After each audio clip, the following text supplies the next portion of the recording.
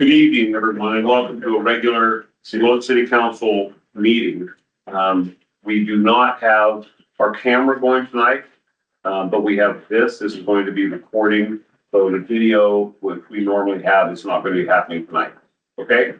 You could please stand, remove your hats, join me in the pledge of allegiance to the flag of our country.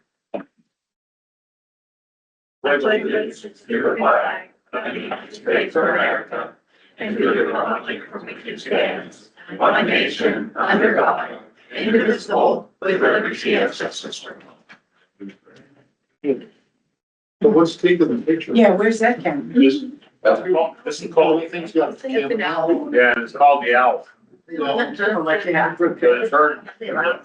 Oh, So I would like to ask that because we are using the owl, I've named him Hootie, by the way, that you would speak up when you come up for public comment. Councilmember Burton, I am here, Gonzalez, present. Stransky. Yes. Alaniz, Here. Mayor Alden. Here. The city council welcomes input from the audience. If there's a matter of business on the agenda that you are interested in, you may address the council when the matter is considered. If you wish to speak on a matter that is not on the agenda, you may do so at this time. In order to be heard, please limit your comments to 3 minutes per person. The Brown Act regulations do not allow action to be taken on audience comments in which the subject is not listed on the agenda. And the addition to that is if there is an agendized item that you are on a personal time schedule and you don't have time to wait for it, you're welcome after the public comment to address the issue that you would like to address so you can get out of here. So is there anybody in here who would like to address any issue which is not on the agenda? By all means. So if you could come up here and stand there and then talk louder than normal. Stand here, talk Right over here. over here. No, Bruce, You're not using that? well, if you need to, you can just sit on the table there. I guess we could use a podium. We could use the podium. Yeah. It's not the microphone because. Careful, the microphone down below. It's already on the ground, it can't fall. And right there. Sure. Thank you. Thanks for being here. And your name is? My name is Carol Press, and I'm here representing the League of Women Voters, and I have a written statement from Charlene McAllister, the president of the league, and this is the league for Mendocino County for the entire county. So on May 21st, 2025, the county of Mendocino stating strong opposition to the SAVE Act, which is safeguarding American voter eligibility. We are asking that you do the same, but since the act has passed the House, to send the letters to Alex Padilla and Adam Schiff, our senators. Despite its name, the SAVE Act would impose significant new restrictions on voter registration processes and shift the burden of proof of citizenship onto individuals and local election officials, despite the fact that non-citizens are already prohibited from voting in federal and California elections under existing law. The legislation would require every voter newly registering or updating their registration to present documentation of proof of citizenship. Acceptable documents would likely include birth certificate, U.S. passport, or naturalization papers. The mandate would apply retroactively to all voters whose citizenship status cannot be confirmed in existing databases, regardless of how long they have been registered. It is even more important that we make our voices heard with the threat of a ballot measure in November, urging many of these same requirements. The League of Women Voters of Mendocino County is urging you to stand with the League of California and Secretary of State Shirley N. Weber, PhD, has expressed grave concerns about this act and the potential ballot measure, stating that it would make it harder for all eligible voters to cast their votes and participate in our democracy, and would reverse decades of progress towards broadening access to the ballot. And again, thank you for your consideration, and this is on behalf of Shirley McAllister. Thank you, sir. And I have the letter that they sent me. If you want to give it to the clerk, that would be Sure. fine. Thank you. You're up. Yes. Good evening. Yep, I'm Nad Strong, and I want to also Second, for her concern about the SAVE Act, and I hope that the city will put it on your next agenda and send a letter to our senators, because it's an incredible restriction on people's ability to vote. Married women who've changed their name won't have a birth certificate to match their new name and might be prevented from voting. There are people in rural areas that don't have hospital records. I mean, it's really across the board an attempt to suppress legitimate American citizens from voting rather than addressing a problem that doesn't exist. There's really no documentation that there is a reason to put these draconian measures. In addition, I also wanted to address that Willits Economic Localization has recently come out with a new newsletter, and there's several important events coming up that are really of interest. The food security event is not going to be until April 11th, but this weekend on Saturday, as you probably know already, there's Sips and Soup. There's a bunch of events and reports on things going on in the community that Will enjoys providing this newsletter to the community. And we also now have a website, and on our website, we are posting events that are of interest to the community. So I have a few copies if you would like them. The website, the brand new website is called well95490.org. So anyone can go there and find calendar of events and items of interest coming up. Thank you very much. Thank you. Helen? And Helen Sims, I was here Monday night for a very painful meeting, and I just want to say I appreciate how you handled it and I admire you for it. That's all. Thank you. If anybody else would like to speak of any item which is not on the agenda? Want to speak about Monday night? Now's a good time to do it. Okay, so I'm gonna now open it up to anybody who would like to speak on any agendized item, but you don't have time to stick around. Anybody with that? John? Nope. Excuse me. Okay. All right, so public expression is closed at this point. We'll continue on with the agendized item. And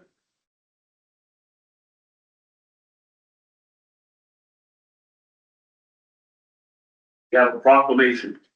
And so can Annie and Sarah come up? You contacted me, and so if you don't mind, you can stand next to Hootie, the owl there. And we're going to do a proclamation, but if you don't mind, I would like for you to explain the significance of this proclamation. Absolutely. Thank you. Thank you. So this proclamation has to do with nutrition. Currently, this is March. This is National Nutrition Month. Just out of curiosity, was anybody aware that it was National Nutrition Month? It's okay if you are not. Thank you. Thank you. We have two people. So we're hoping to spread awareness. National Nutrition Month has been an official piece in place since 1973 through the Academy of Nutrition Dietetics. And so we're excited to have Willits officially proclaim National Nutrition Month as a prominent part of the Willits community. So I am Annie Ersley, dietitian with Adventist Health Howard Memorial. I'm Sarah Dillette, also a dietitian with Adventist Health at Howard. And Willits is participating along with many communities across California. I think a big part of the identity is the local agriculture.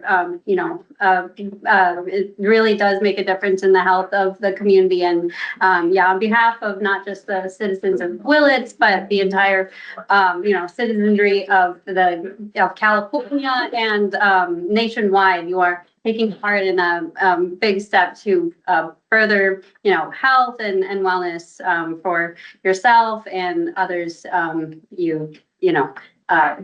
Are in community. Well, I thank you both for bringing this to our attention. That's how it happened. And so I'm going to briefly read, should take more than 4 minutes, with the proclamation here. Beautiful. The proclamation of the City Council Willits City Council in honor of National Nutrition Month, March 2026. Whereas food is a substance by which life is sustained. And whereas a type, quality, and amount of food that individuals consume each day play a vital role in their overall health and physical fitness. And whereas better nutrition is related to improved infant, child, and maternal health, stronger immune systems, safer pregnancies and childbirth, lower risk and non-communicable disease such as diabetes, cardiovascular disease, and longevity. And whereas there is a need for continuing nutritional education and a community-wide effort to enhance healthy eating practices. And whereas the theme for the National Nutrition Month 2026 is Discover the Power of Nutrition, the theme focuses on the ability of nutrition to help people and communities flourish by embracing balanced cultural diversity and accessible nutrition. We empower individuals and families across our state to thrive at every stage of life. Now, therefore, I, Tom Allen, Mayor of the City of Willits, along with Vice Mayor Matthew Albanese and Council Members Larry Stransky, Geraldo Gonzalez, and Bruce Burton, do hereby proclaim March 2026 as National Nutritional Month in the City of Willits and encourage all citizens to join the campaign in an effort to achieve optimum health benefits from the transformational power of food and nutrition. In witness whereof, I hereby present my hand and cause the seal of the City of Willits and fix this 11th day of March 2026. So thank you very much. Thank Our you. clerk's going to sign it and put a seal on it, and then we'll get it to you. And I think it's perfect to go right along with what Matt was saying about because Willits is not in the back seat when it comes to this. Well, we've been somewhat in the forefront thanks to organizations such as well. So thank you very much. Congratulations.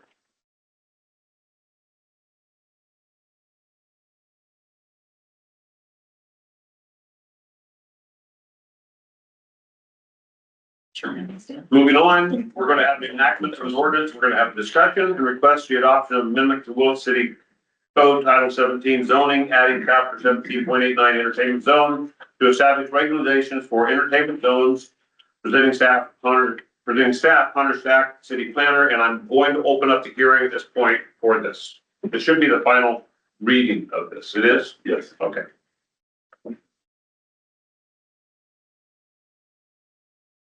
Honorable Mayor and council members, reading over again, this being the second reading for this amendment that was brought to you 2 weeks ago for a discussion and request for adoption of an amendment to Willits Municipal Code Title 17 zoning adding chapter 17.89 entertainment zone to establish regulations for entertainment zones. There's some kind of presentation now.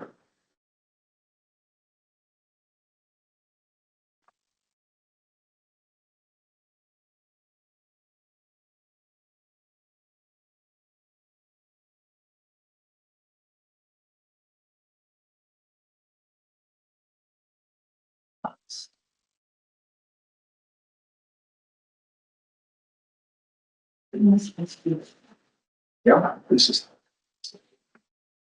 See, this is. Maybe. So,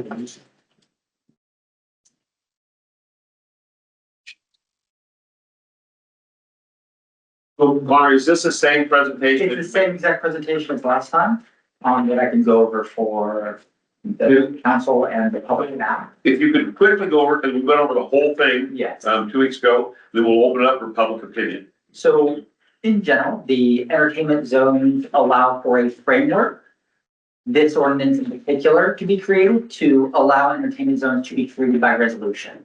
Entertainment zones would allow for during larger events that the city does, such as Harvest Moon Festival or the car show, or other events of that nature, for businesses, brick and mortar businesses specifically, to be able to serve alcohol during those events when there is a specific management plan in place. The entire rule set of that would be something that the council would need to determine by resolution at a later date. This is just setting up the framework to allow it. Now, as a reminder, serving alcohol at these events is something that's allowed under ABC law anyway, but currently it's just booths that are allowed to do so at events with a certain rule set. And all this would do is add the ability for brick and mortars to be added to that alcohol plan that's presented and approved by the chief of police. Okay? I'm going to open up to public opinion and then public comment, and then we're gonna open up to the council. So is there anybody who would like to comment on the new proposed ordinance during this hearing? John McKee.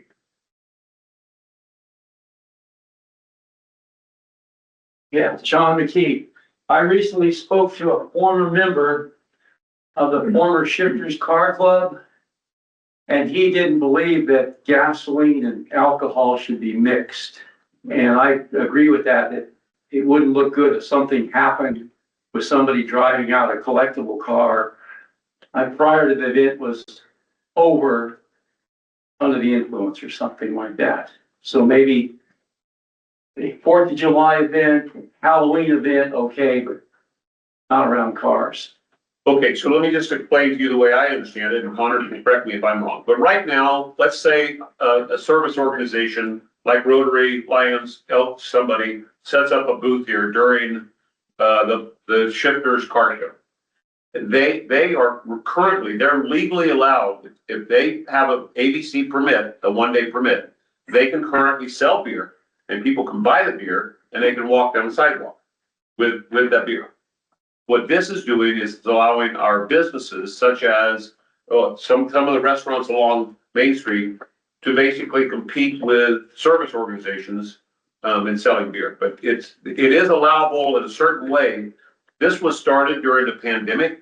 During, I believe San Francisco was the first city to enact such an ordinance to promote businesses. And this is just, I guess, keeping up with the Joneses on this. Okay, I wasn't aware it could be coming in from another direction. Okay, got it. Thank you very much. You're welcome.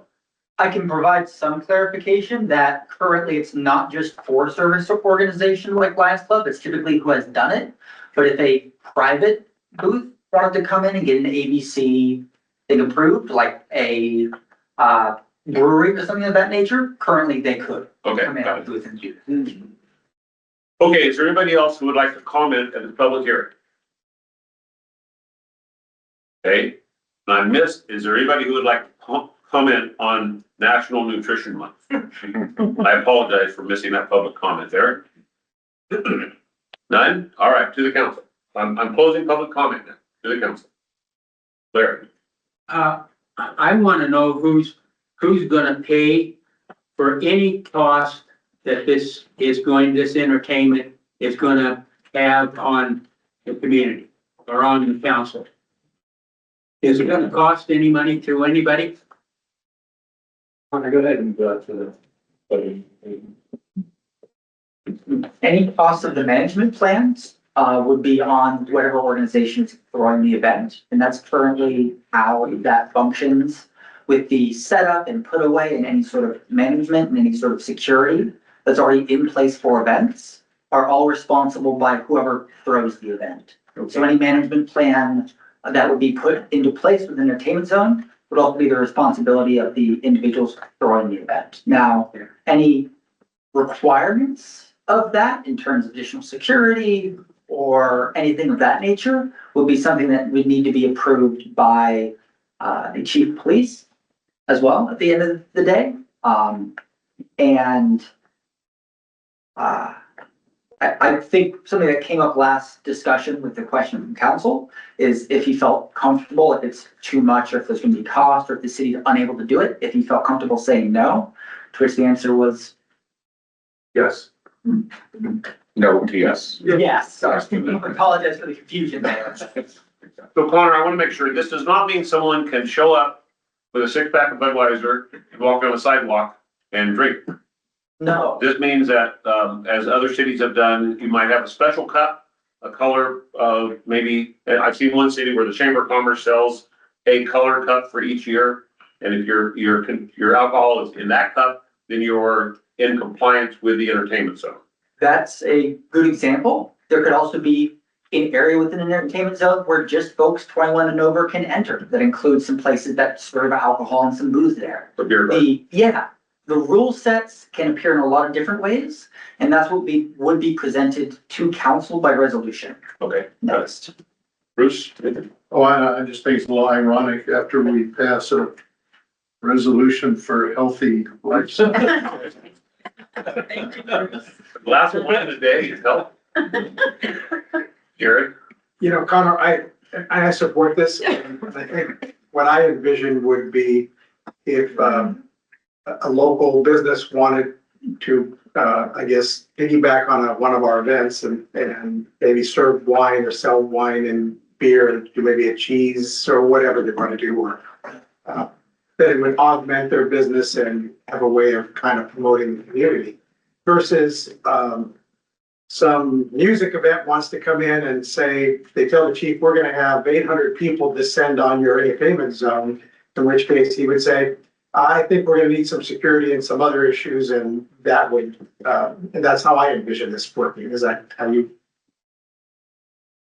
Currently, what you're describing with the music festival would have nothing to do with, like, if someone wanted to go to a festival ground. No, I'm talking about within the entertainment zone. If a business wanted to have some event that would encourage 800 people to show up in that entertainment zone during the event, and the chief felt that he needed the extra security, he could request that. I guess I'm using that as an example, Yes, something that, yes, if there was an absurd thing requested, the police chief could say no. yeah, that's what I wanted to get on the map. We thought of that already, so.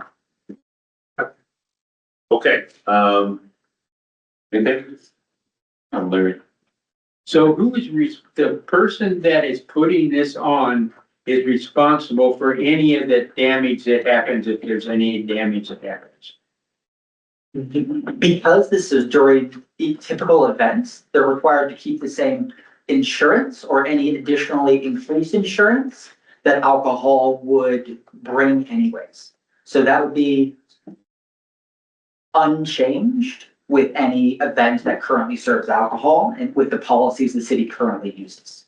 Okay, what I'm trying to get at is after this is all over and people are running around, walking around with a beer in their hand, it's not against the law after the whole program is over. Because they're still responsible for anything that happens that's negative. I mean, when people go to these things, they just don't get in their car or on their motorcycle or whatever and go home. They wander around. Typically, rules for entertainment zones, and this is by law with ABC, require borders. So it would need to be clearly marked out borders that this would be allowed to be served in and brought within. So they can just wander around not during the event and not in areas that are watched. And those are minimum standards for a resolution brought forward to you all. So wandering would not occur after an event or outside of it. Okay, I guess I'm not saying this correctly. I'm asking, after the thing is over and the people are wandering around, having had a couple of beers or whatever, and they decide to do something negative in the community. Who is responsible for that? The organization that started this? Or you don't understand what I'm saying? I think I do. If somebody commits a criminal or dangerous act after Let's just say somebody breaks a window. they're responsible for it, like anybody who overconsumes, I believe. But what I'm saying is that these things happen at 2 o'clock in the morning, not at 10 o'clock or 12 o'clock, whenever this event is happening. You don't understand it. Well, Larry, maybe I can. I think ultimately, just like right now, you could buy a 6-pack of beer at Safeway right now and go home and drink it at your house and then decide you're gonna run amok and break lots of windows. I don't think Safeway bears that responsibility, as opposed to, and I think when I was chief, I worked with Marcy and them down there, and they would send their folks to do some training, and when they serve people, they wouldn't want to overserve people, and they wouldn't encourage that. But sometimes folks went and got beer somewhere else and did other things and went and did their thing and ran amok, and you can't tie it to that event all the time. I think it's one where That's all I want. there's personal responsibility has to kind of play a factor in this. Thank you. To the chief, since you've been chief, we've had two, downtown events where we've closed the street. And we've had service organizations selling beer.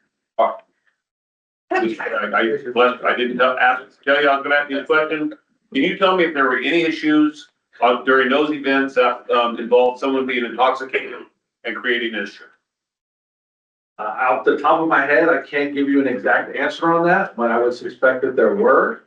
But I can't tell you for sure that it was tied back to the organization or to the event, just like was being discussed. Right, Connor and I have talked about this. I think that as each individual event comes to us, the city, to look at, I think that there may be some things that we can do better to protect the public moving forward.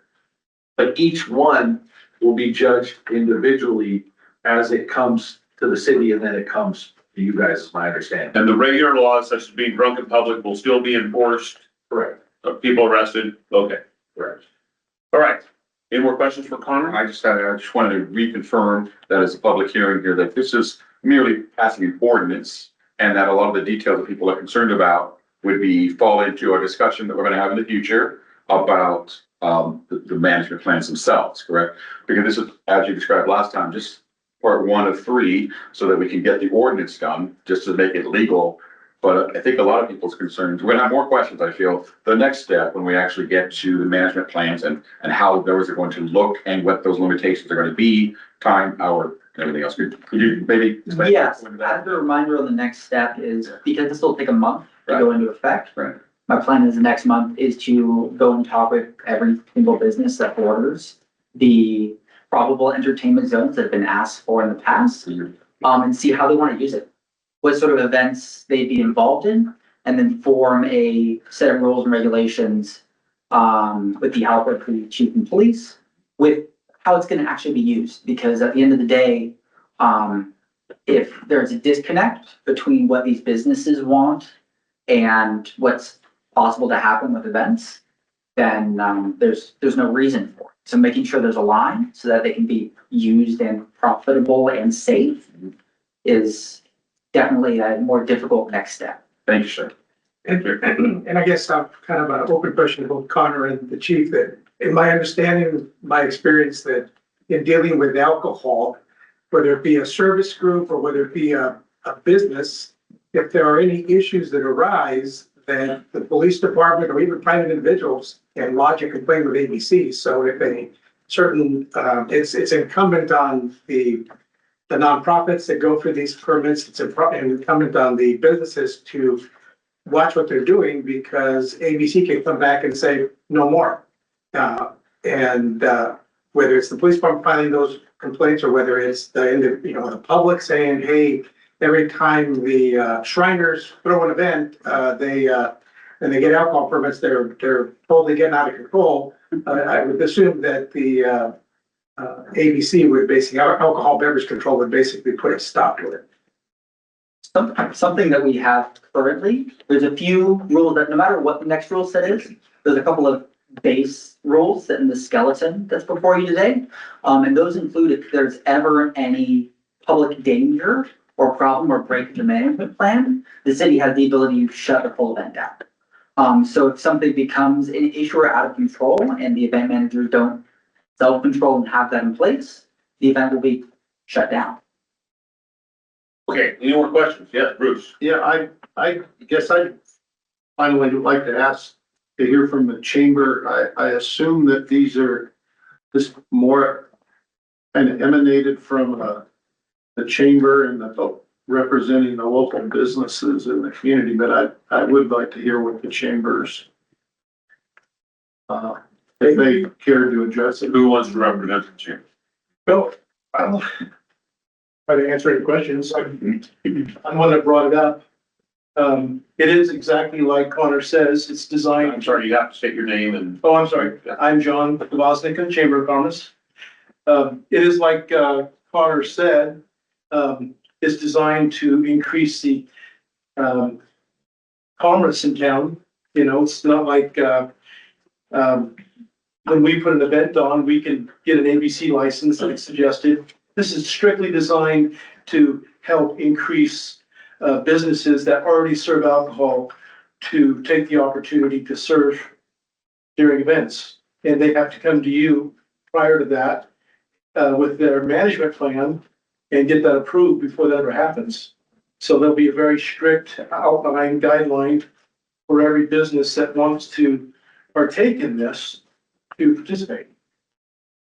So it is the It's about business. official stance of the chamber that they support this. Yes, we do. Okay. Completely. All right, any other council questions? All right, we've had public comment. Thank you, John. Good work. Oh, I'm sorry. We need a motion. I would like to make the motion to, that we waive the further reading of the proposed ordinance and amend Title 17 of our zoning ordinance and the Willits Municipal Code, adding Chapter 17.89 entertainment zones to establish regulations for the entertainment zone.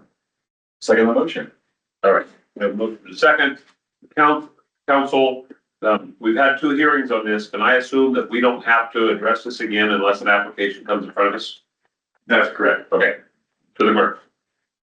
Just point of clarification, I thought that the applications were going to be handled at the TAC and not brought before the. Well, administratively, My understanding was that, once an applicant submits an application and prepares all the information needed and develops a management plan, it's approved by the chief of police, then the next thing I thought was to happen is it comes to this city council for a resolution to approve this. That seems too awkward to me. So it's, the opposite process. Yeah. So the first thing that occurs, and I apologize, is that the next step is a general rule set that management plans can fall under will be approved by you all by resolution.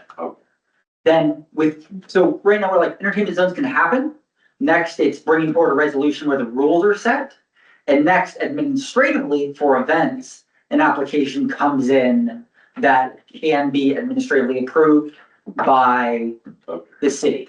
Now, those events that occur are still under, let's say, in the next few weeks, I'll be bringing forward some presentations about the events themselves, such as some differences with car show and the First Friday, which is happening in a while. But those presentations about events will still occur, but the things that happen inside the event, you all don't typically approve, such as an encroachment permit.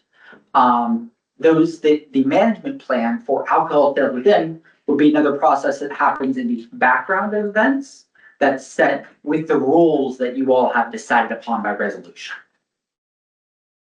okay, That's what I understood.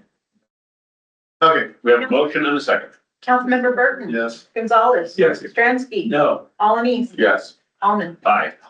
All right, vote 4-1, it passes, so we're going to go to the consent calendar. We have 2 consent calendars, to approve February 25th, special meeting, February 25th, regular meeting. Is there any public comment on the minutes? Oh. Vicky? My name is Nikki Caldwell, and I'm not sure if the clerk had a chance to really watch the video, but there was one slight mistake about the year. I mentioned that the the street money is going to be for some of the jobs from 2003, and in the minutes itself, it says 2023. That's all.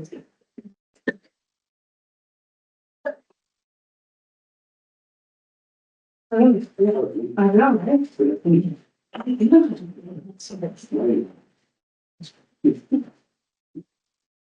Vicky, could you come up and maybe show her where the minutes are? Taking on her word, is there any more public comment? Is there a motion to accept the minutes as amended? Changing the year to the correct year. And you have to just wait a few seconds. Okay.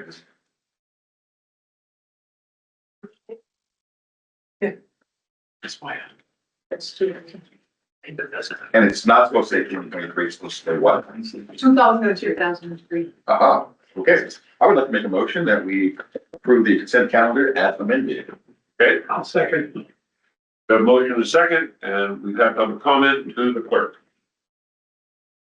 Councilmember Burton, Yes. Gonzalez, Yes. Kransky, Yes. Alani, Yes. Mayor Almond. Aye. Okay, monthly activity reports, there's no action we're going to take. Is there any questions that people have regarding the account payable, the building permit, or the business license activity report? Bruce? I just have a couple of questions on the accounts payable.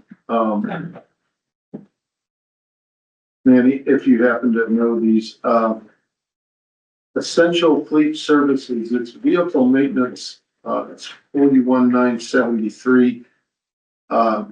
Under the general fund, I just wasn't familiar with essential fleet services here in town.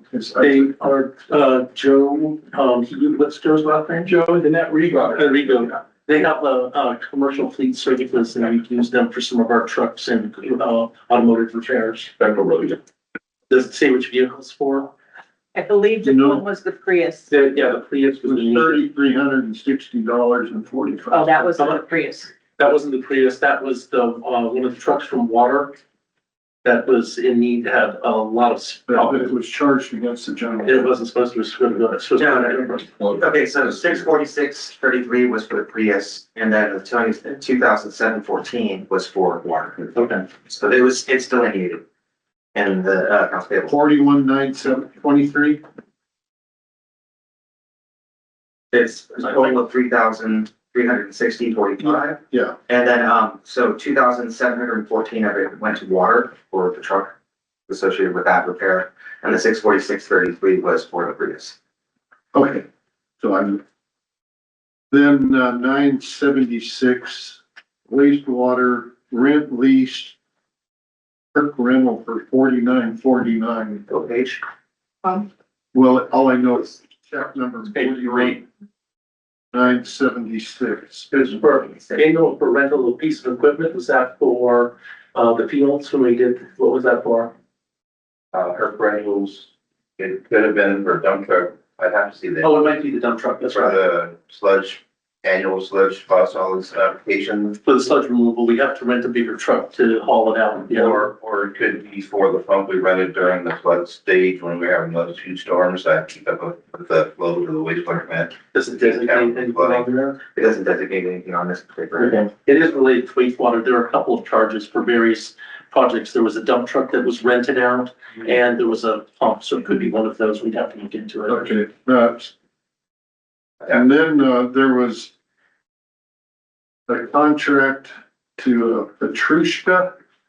It's not much money, but We think we talked about this one last time. That's the new company that took over for our alarm company, I believe. Yeah, it's just $96. yeah, it wasn't much money. But Yeah, we got a new name. Our alarm company. Check number page 4. 41,987. I believe that one came up last time too. It's the company got bought out, our alarm company, and that's the new parent company. So what was how much was it for? There's only 95. Yeah, that's a service charge, a monthly service charge for one of the facilities.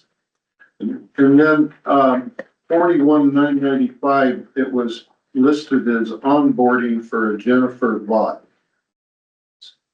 That sounded to me like we were hiring somebody, so it kind of got my attention. I don't think Larry, but What's the name? Jennifer. Well, I'd have to look into it. and it says onboarding. And where was it charged off to? Fund 100, so it's general fund, General fund. $460.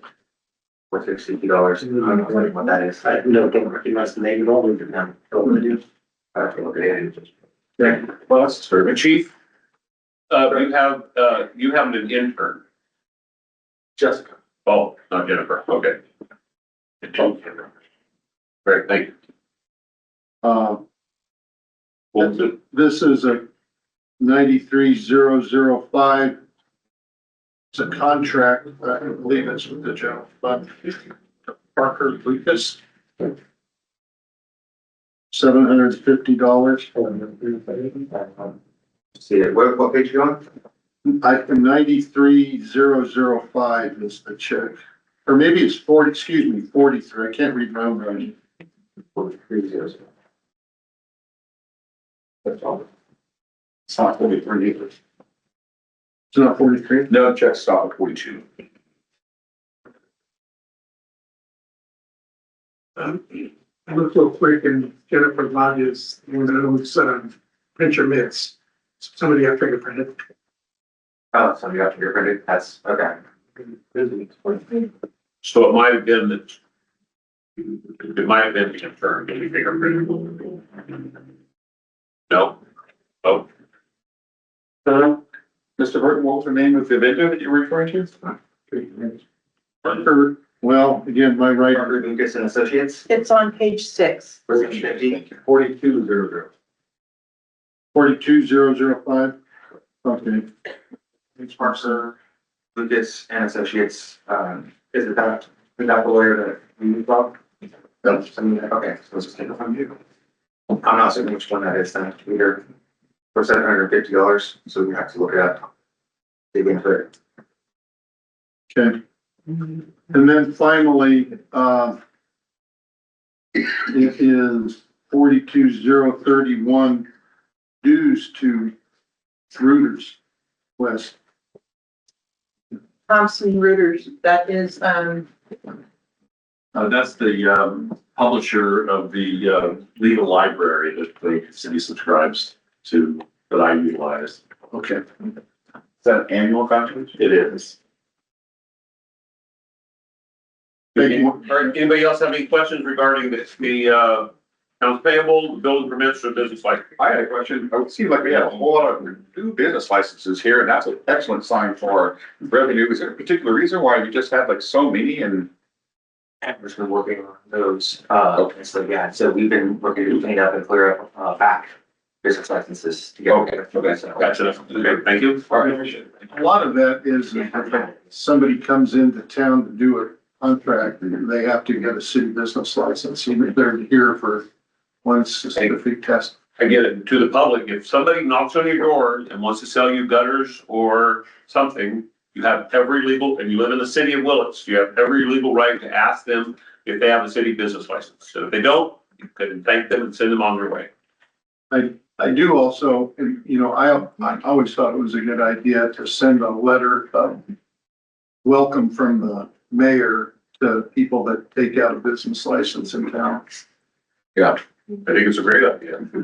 And it's also an excellent opportunity for the city, for the Chamber of Commerce to reach out to brand new businesses that are.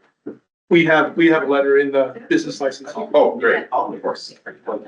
Great. All right, any more questions? Is there any public comment on account payable, business permit, or business license? Jose? Well, Thank you. Hey, my name's Jose Saldona. I believe the $750 consulting fee, from, what was the name of it again? Parker Lucas. Parker Lucas might be for and correct me if I'm wrong, but the CDBGA or the, GLHA. I think that it's been used before for some, but I could have mistaken. I mean, I don't have that really available, but, so take away the acronym and tell us what that means. The CDBG. oh, that's the development. Yeah. Okay. Yeah, that's Jeff Lucas and his team, and thank you, Jose, because I didn't recognize them by their pseudo name of Parker, whatever. Okay. So those are the folks that are helping with our CDBG application for the business loan. Oh, okay, thank you. That's all. Good call. Any other public comment? thank you, Lizzie. All right, public comments closed, and we do not have to accept them, they are as submitted. Moving on to this, we do not have any commissions, agency, or authority reports, so we'll move to the city manager report. We're just beginning our processes of moving forward with reorganization help. I've had two excellent group meetings with staff. They were quite insightful on things that need to move forward that we need to develop. And starting next week, we will start on a regular routine of meetings with different operating groups to develop our new and best practices for all operations moving forward. I expect that we will, as a group, be providing a presentation to the council in early to mid April that will review all new standards and operating procedures for department by department. Okay. And moving on to, you have a proposal to conduct recruitment for a new city manager. I will be initiating that tomorrow. Okay, the agenda says approve a proposal, but I don't know if we've ever approved a proposal. You have an item on there for. We do have the item for, I thought that was on consent, just on providing a salary range for the position of city manager. The last time a council approved a salary range, it's way under market. There was the actual salary being provided by the last permanent city manager. I kind of moved it in the middle there. And so you have a high of 186,000, I believe. The range that I'm suggesting, I think puts you in a good competitive range for attracting someone. Which is what is the range now? 167 to 187. Yes. Okay, I know that personally feeling, I think that we've had city managers who have had very generous benefit package. And I certainly would like to review the benefit package because we're not in a position to offer the generosity that we've offered in the past. I know that certainly will reduce our number of applicants, but we don't have money. It is budgeted for within the program that we put forward to you on Monday night. Okay. The recruitment brochure that I have sent to you previously had all that detailed in. Okay. So that's all there. It has not been changed outside of just a couple of typos, and it is ready to go unless the council would like me to bring it back to the next meeting. I don't see a need to. Any questions? We are going to need it to approval, correct? Do we just give direction or do we need to take about it? You're going to want to take action on that, on the salary range. That will become now an official salary range within our documents. Otherwise, I'm ready to go because I have received feedback from all of you on the brochure itself. And if that is still, you're still comfortable with that brochure, it will go out tomorrow. Okay, so I'm going to open up public opinion and then we're going to bring it to the council. Well, maybe this would help the public. I mean, I was under the opinion we have already solicited applications. We have a list of applications of people that are interested in the job. It's sounding to me like you're proposing that we start over again. No, we've already reached out to those folks. We've communicated with them. We told them a new brochure is on its way out to them, which we will be sending that out to each of those individuals. We'll also be going out statewide online with those brochures as well to advertise. So we're just gonna cast a wider net. Correct. But yes, everyone who had been, as we had spoken about, everyone who had been more highly rated that had been previously put in an application, they in fact were contacted. The ones that said that they were interested, we had them on a list and we can go out. But what we had sent them before that they had responded to with interest had a different salary range than what we're offering now. It did, and we have a bit of a different structure now, and even in that brochure, if you recall, I spoke to the fact that we have gone through this organization, that here's what we had to start with, here's what we kind of handled, and where the city is today. So that can be the expectation of the new manager coming. So new applications will be coming in. Yeah, I anticipate that, yes. That will add on to the ones that are already. When do you anticipate that we can begin as council to interview? There's a lot of factors involved. Yeah, there are. As soon as I get, I think, a reasonable number of good folks, I'm gonna bring it into you. You're gonna tell me this is enough to start the interview process or not, and you will guide it from that point forward. Is there any reason not to lower the lower? What's 167? Well, to 137. to 186? Is there any reason not to lower? There's just a reality out there in the marketplace for you.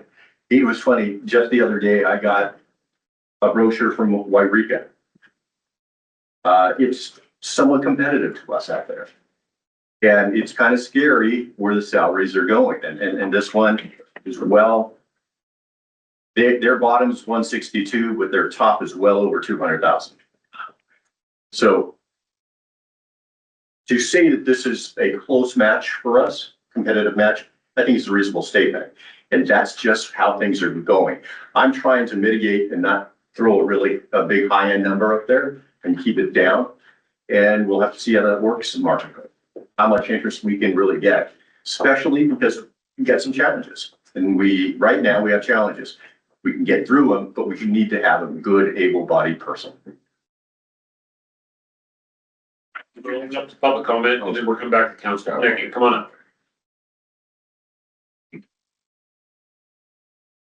Hi, my name is Nikki Caldwell. With the new numbers given on Monday, I am wondering if the council wants to review them before moving on. I strongly agree with you, Mayor Almond, to do a review before, because I believe the folders got sent out before we received the new numbers. So maybe, what is gonna hurt looking at the file one more time before we move on? If you all agree with them to move on, go ahead, but at least maybe look at them. And since our city manager mentioned the other employees in the Monday meeting, I am wondering, and I'm not sure if you can answer that, but I am wondering why some of our current employees, that did receive a layoff notice, are not having full access to their work equipment. There's a couple employees. Okay, that's the different subject. Okay. Thank you. So, the lower number, the 167, right? Yes. Are we still on public comment? No, I'm sorry, any more public comment? Public comment. I'm gonna close it, now chance. Public comment's closed, all right. Go back, go ahead. I was gonna ask about, 186, you briefly mentioned, is the 186 top, is that, lower than the figure of our previous permanent city manager? Yes, it is. Okay, so we're not going to go already low here. It's significant. Okay. And I also just wanted to mention that, benefit packages can be, manipulated, we take a look at that. But I feel like we are entering, as you pointed out earlier, a competitive market here. And, some of these stuff is pretty standardized. I think if you start removing some pretty basic benefits that city managers are looking for, we're just making it more difficult to recruit somebody that's qualified and somebody that's going to, understand the more serious needs. That's my opinion about that. Thank you, sir. Any more comment, Bruce? Yeah, I'm not gonna support this, but I suspect that. You're not gonna support recruiting or what? I'm not supporting that wage range. I don't think we need more flexibility, in my opinion. I kind of tend to agree with Bruce. If we could keep the top, I would say keep the top range and give you the latitude so that if you see somebody that, maybe a diamond in the rough, but this way we don't chase off somebody that's on the top end, but at the same time, we have the ability, if we see somebody that. Certainly. This is my best recommendation to you that I can think of. It is entirely up to you to create this range. So tell us again what your recommendation is for the range. I think we're 167 to 186. And to Bruce, I'm not against you. Well, what if we said 150 to 186? Again, I tossed out 137. I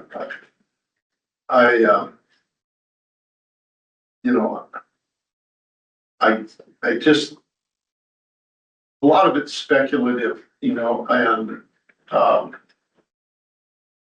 not sure that, Joe Montana was number 17 in the draft or something. Nobody saw his talent and they didn't pay him $187,000, the top range in the NFL when he came. So I just think that having just gone through this or going through this process of, dealing with our budget issues, it may be that we just can't be as competitive as we would like to be in this process. And you set that wage and then it sets up kind of the rest of your management staff to be commensurate with it. And I wish it was a luxury that we had. It is one of the challenges that we've got at this job right now. And I think that there's a lot of white collar people being laid off here these days. And whether it's not in local government, but necessarily yet, but I don't know. I just wanted a fee. Okay. I wanted some discretion, and I don't feel that there's a lot of discretion between 167 and 186. You're gonna end up at $1.80 or $1.79 or something like that, you know. I just felt like I wouldn't mind getting a 30-year-old up and coming young guy that was gonna work for us for 5 years and move to Santa Monica. I don't have a problem with that. You see, you know, mostly, just as we get cops, we get management.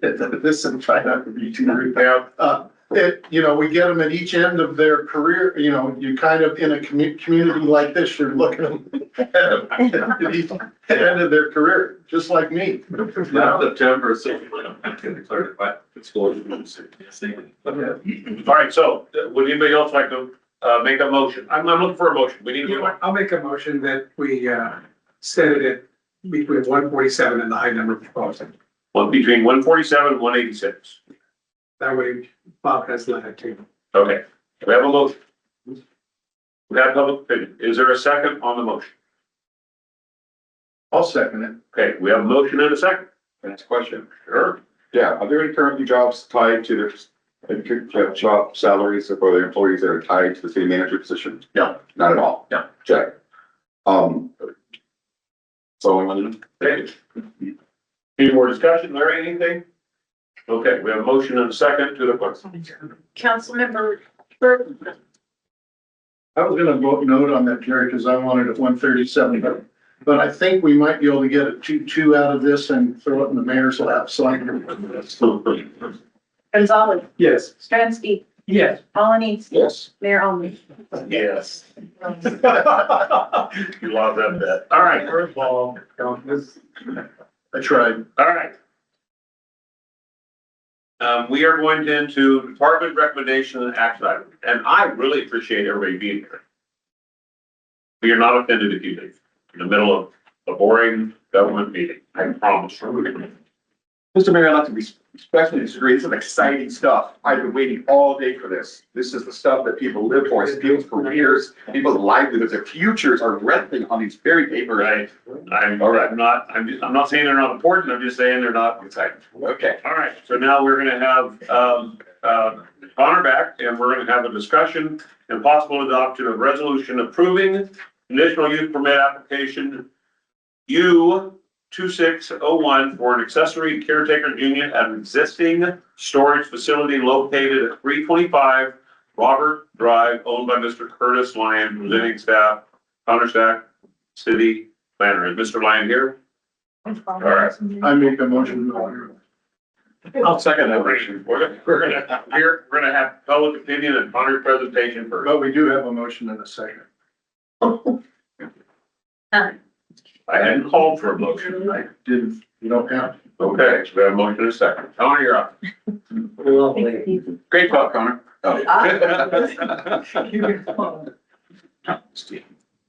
I might be able to solve this, or I might not be. Let's see. My name is Dolores is this is me. You know what? Oh, you have. I think I gotta withdraw my motion. Well, yeah, because you have a conflict. I do. We do not have a motion. Sorry about that. I gotta get the light out. Get white down.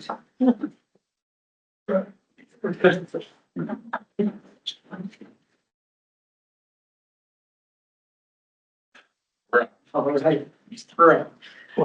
Bringing forward to you today, honorable mayor and council members, discussion and possible adoption of a resolution approving conditional use permit application U 601 for accessory caretaker's unit on existing storage facility located at 325 Robert Drive, voted by Mr. Curtis Ladd. As a note before we begin this presentation, we're about a little over 2 years ago, so 2 or 3 now, a use permit came to the council that was approved that is almost identical to the one today. Unfortunately, the applicant ran into a series of difficulties that extended the use permit duration from over 2 years. So the previous conditional use permit that was rolled on by council fell out of use.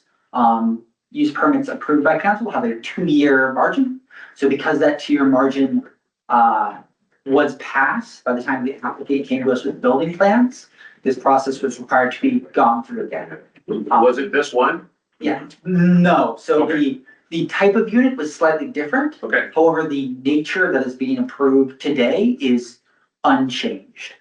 Things like the exact building specifications are things that can be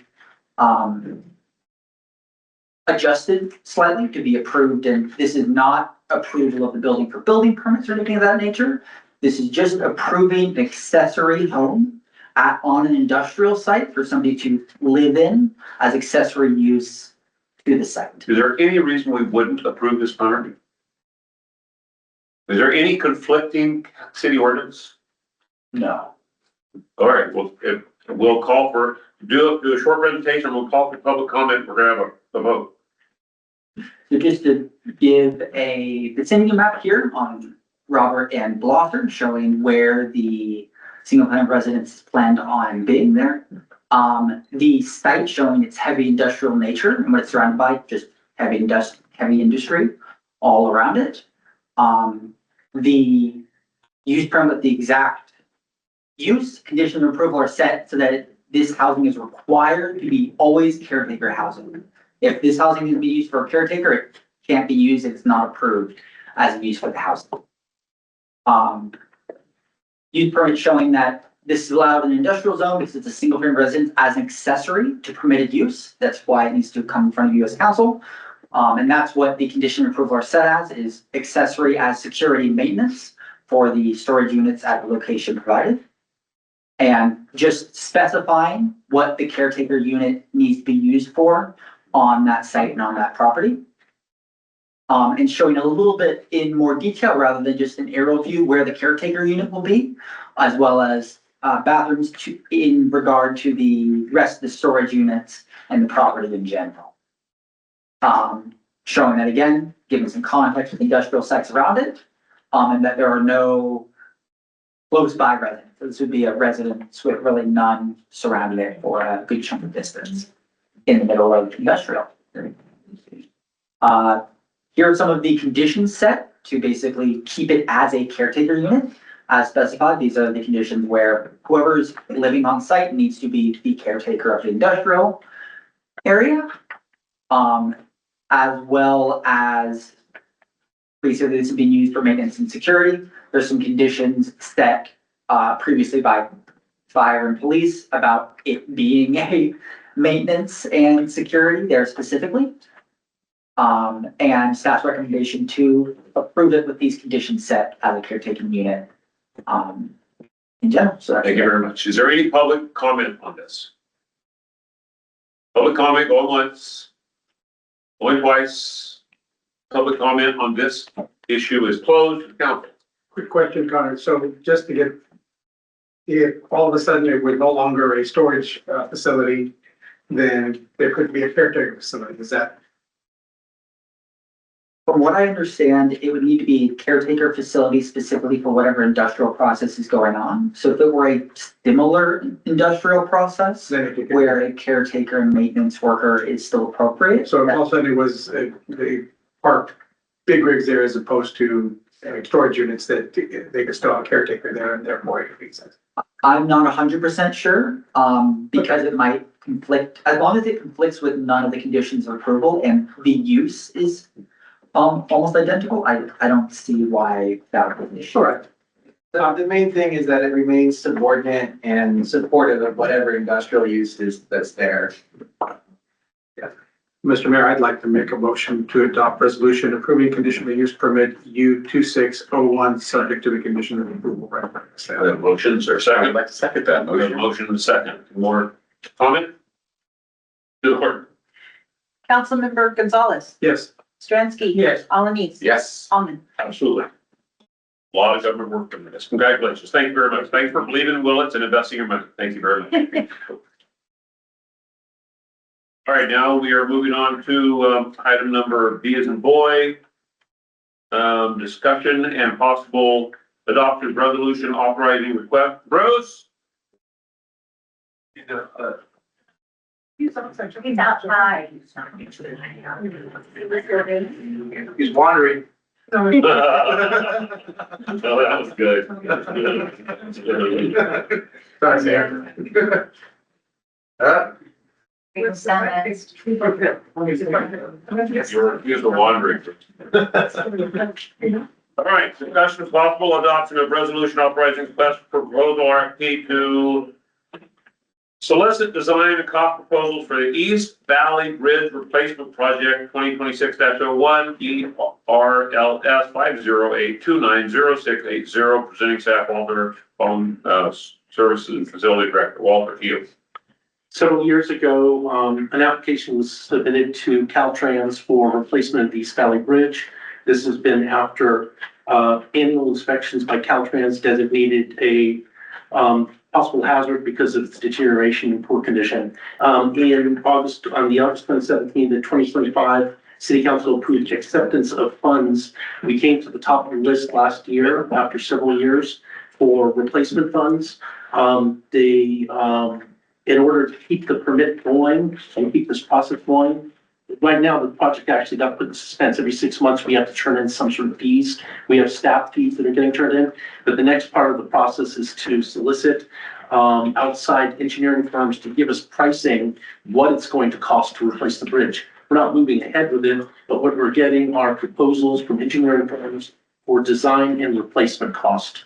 And that would still be more than $80.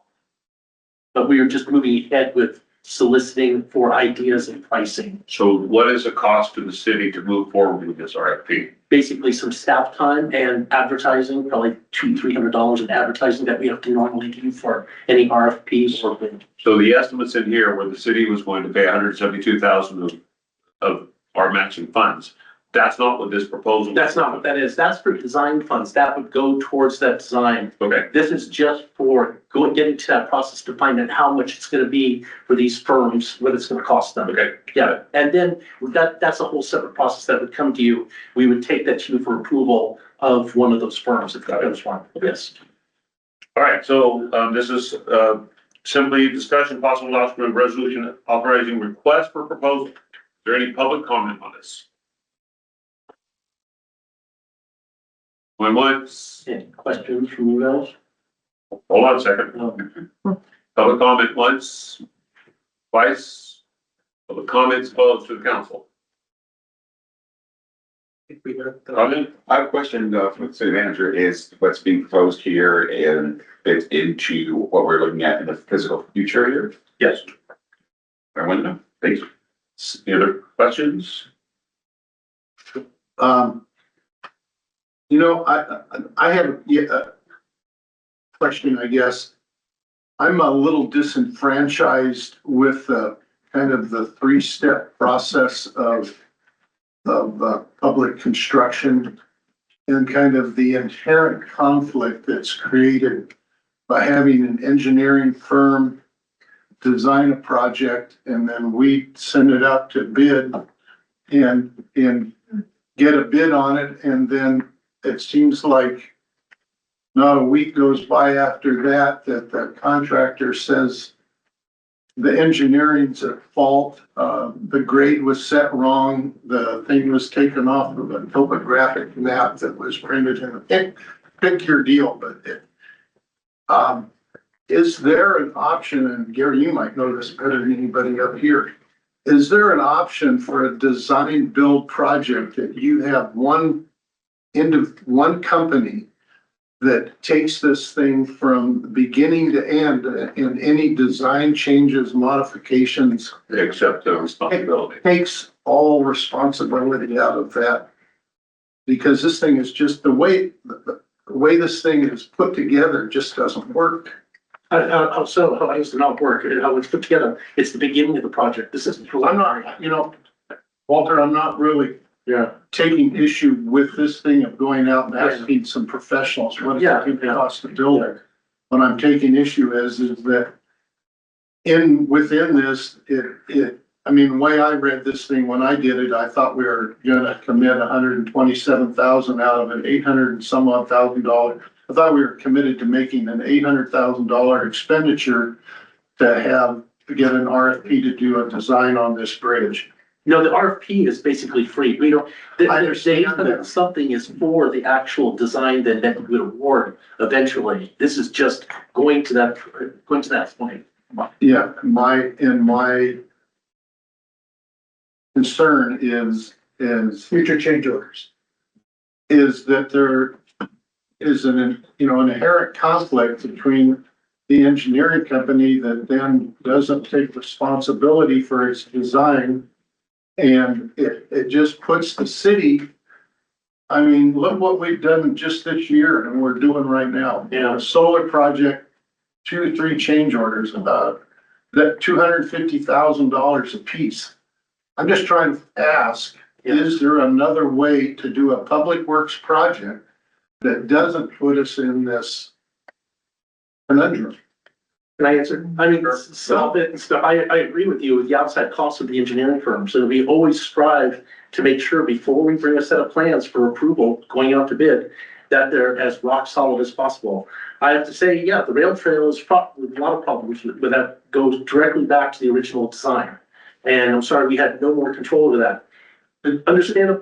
Right to my point. Yeah, no, I agree with you and stuff. And what we're always trying to do is get a project done with the least amount of change orders and extra costs to the city. Okay, so the question is, Yeah. the answer to his question is you don't know the answer. So his question was, Yeah. is there a way to do it other than the way we're doing it? I don't think there is. So to the city manager.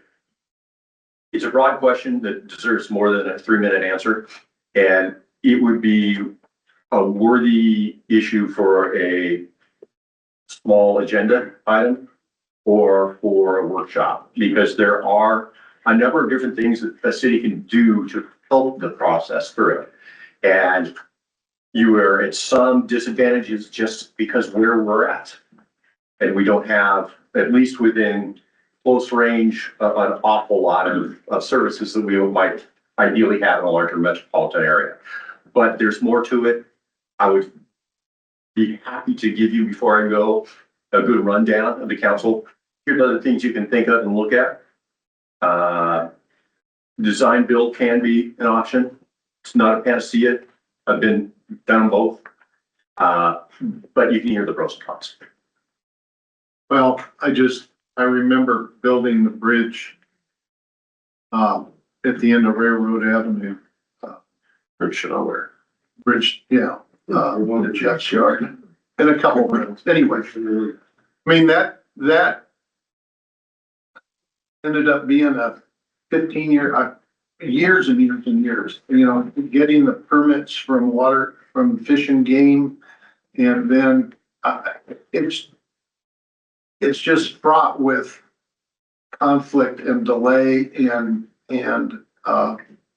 the city, that we're almost to the point where we're better off to have a failing bridge than to take on a project at an unknown cost.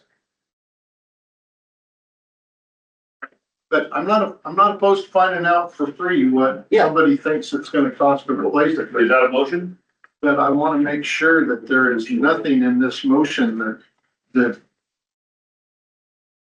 Well, the service and facility director has said it's not a costly situation. Yes, sir. Yeah, and I'm reiterating that. Basically, there'll be staff time involved in putting together the RFP. there'll be some advertising time. That's all we're expending. We're not gonna commit to any of the funds. I totally agree with Bruce. I would love to see a process where it's watched very carefully. The plans go as tight as possible. We're gonna have a lot of oversight from the Bridge Engineering Division with Caltrans. They are funding this, and they're gonna be very involved in it. I suspect as this goes forward, especially, Bruce is bringing up a good point. We should follow this process through at every step and make sure it's as close as possible what the city wants and that we are not on the hook for anything. One thing I worry about what Bruce just said, maybe it's better to have a failing bridge. The liability in that bridge is it goes by each year. We have yearly assessments on that bridge. It's not getting better, it's getting worse. The fire department, from what I understand, I just learned about this, has standing orders not to have fire trucks go over that bridge too closely, that they have to be separated far enough apart because of the flexing it's doing and the problems it's having. Thank you very much. Is there a motion? Yeah, I'd have to make a motion to approve the staff to require an RFP packet to be sent to qualified firms to solicit design and engineer project costs for replacement of the East Valley Bridge. There a motion, is there a second? I second it. Larry seconds. That public comment, clerk. Councilmember, Burton, Okay, yeah, Gonzalez, Yes. Stransky. Yes. Colonies. Yes. Holman. Aye. All right, so now we're at city council announcements, communications and reports. Bruce? No. Barry? I'm gonna go to the League of Cities, down on Kayans where the local meeting's gonna be on Friday. And I'll be there at 1 o'clock for the legislative and then at 3 o'clock for the general meeting. Thank you. Anything else? Barry? Yes.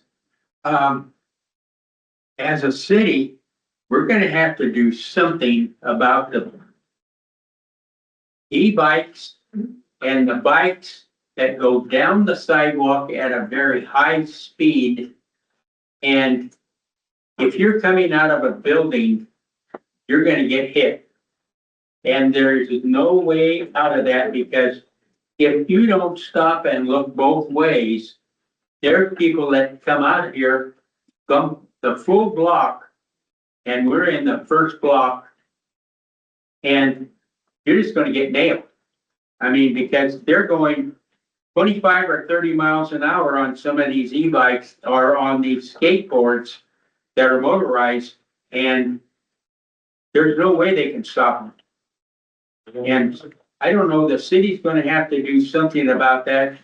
And the thing that bothers me is we have a bike lane out from the sidewalk and nobody uses it and nobody says, you can't ride your bike here or your e-bike or your skateboard that's powered on the sidewalk. they're not there long enough to talk to. But, They're not there long enough to talk to. well, There are laws that prohibit bicycles on sidewalks, and so I'm sure our police chief has heard what you said, and he will talk to his officers on it. okay, now, Anything else? yes, Okay. do we have to post that? Not to my knowledge. Okay, that's all I need to know. Well, Thank we you. do have to post the skateboard. Skateboarding, yes, the bicycle is already in the beauty code, as far as I know. What about the electric scooter?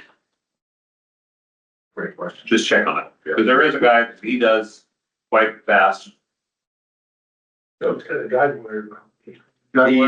our last meeting, we had an MTA meeting, and it was canceled, so nothing happened because of agenda. There was also an INCOG meeting scheduled for the 2nd, and that was also canceled for lack of agenda, so nothing is content on that front. And then I would just like to point out the chamber mixer regarding the new Mendocino College and extension here, taking place this Friday. So if you're interested in supporting the community and the commerce, something to consider. Thank you, sir. and speaking of the college had an open house this Monday, where they announced where our senator and our state senator and our congressman was there to announce the $7 million, the $20 million obligation to the city, to the college for the new fire academy and the medical training and the building trades facility. So the money is there and the land is there, but the ground will not be broke for 18 months. But it was a very nice ceremony. And Larry and I had a chance to meet with some people and discuss several things. I would, to our services director, I'd like to ask, when is, the Great Redwood Trail contract going to start up again, since spring is around the corner? And what is the estimated date that the solar project is going to be done? And we've had a discussion, we've received letters on possible erosion from the Great Redwood Trail, and could we get an update on that, please?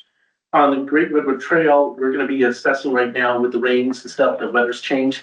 We have to work with the, we have some, consultants who are working for the contractor. We have to check and see when it's gonna be ready so that they can get back out there and do grading work. We have a couple of questions that are being answered by the engineering firm who's in charge of the project. And I suspect maybe in the next month and a half, we'll be starting on the trail again. And the solar project, when is that going to be done? Very soon. They're moving ahead very quickly. They're doing the electrical right now. That's probably the next 2 months within our time frame for completion. I don't have it in front of me, but I believe it was in May, middle of May was our cutoff date. So we're doing testing and so forth. And baseball, Little League season is starting up. Yep. That's a beautiful fence they put around there, but it's taking away a lot of parking. It'll be coming down soon, yes. What does soon mean, you know? Probably in the next month or so when they get done with all the electrical, and then they'll be doing other hookup stuff. But we're trying to get that, I think baseball season starts first week in April, is that correct? Right. Yeah, yeah. So we're pushing ahead as quickly as possible. They're moving fast right now. They had some delays with weather and everything, but they've caught up on the project and everything, so. Okay. We'll work on that. We'll get word out and stuff to be working with the baseball league to keep them informed. Okay. Yeah, yeah. Right. Anything And more? then the erosion you said, Sorry? the erosion you were talking. The erosion. So we're working with PG&E. There was an issue where they bought an adjacent piece of property at the southern end of the trail, and they did not do proper remediation work, and the water was coming from their property and starting to erode next to the trail. PG&E's taking responsibility. They have their own engineering firm. They've submitted a plan to us, which we approved, and they are working on now getting that funded. Within the next month, they're gonna be out there doing erosion control, and so it does not impact the rail trail project. Okay. I didn't think that, no issue I heard about sounded like it was contiguous to a residence. Was. Oh, that's a separate one. That's different. There's two different things. Yes, there's a private residence on East Valley that's right adjacent to the trail. She is claiming that there's erosion, that there's problems. She has the creek that comes around both sides of her, and it's always flooding that area. When we had the big floods, when the entire creek was flooding and was overflowing everywhere, she was complaining her property was flooding. Well, the entire creek bed was flooding everywhere. I think her letter was complaining about erosion, not flooding. It's related and stuff and everything. So high water has, yeah, they took out blackberry bushes. That has been sent to the engineer of record, and they are looking at the problem. We've documented it, and it's being looked at right now. We're hoping that your department can document stuff, so if there is Yeah. litigation, we can. We are very aware of that. We videotaped it when it's been at flood stage. We were videotaping and taking pictures of the entire project as we go along. Is there any more good and welfare? Yeah, I just failed to mention that, I am starting citizenship class again, so if you know anybody who is in need of naturalization services, it goes through the INS. I am beginning to teach that on March the 26th. If you are interested, or if you know a Canadian who is in need of desperate US citizenship, please have in contact St. Eastern High School. I'll be posting things online on my own, social media accounts, or you can just try to contact me directly. I'm happy to set them up and register them. It's a 5 to 6 week course in which we get ready for passing the US citizenship course, and we prepare themselves to speak English and pass the interview section. So that's going to go in again. Thank you, I appreciate it. Okay, is there anything more? Well, just again, to reiterate, Sip and Soup is here at the community center at 5 o'clock on Saturday. 5 p.m. Saturday, 7 to 2. Good fundraiser for the food thing. All right, nothing more. This meeting is adjourned. Here.